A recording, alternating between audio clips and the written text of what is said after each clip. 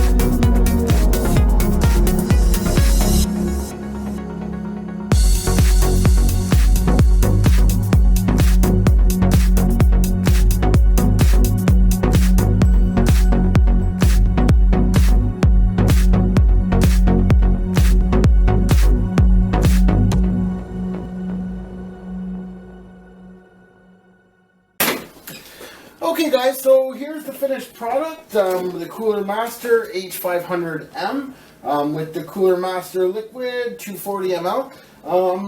It's all good to go. This is the finished build. We hope you enjoyed the video. Please like, share, and subscribe, and we'll see you in the next one.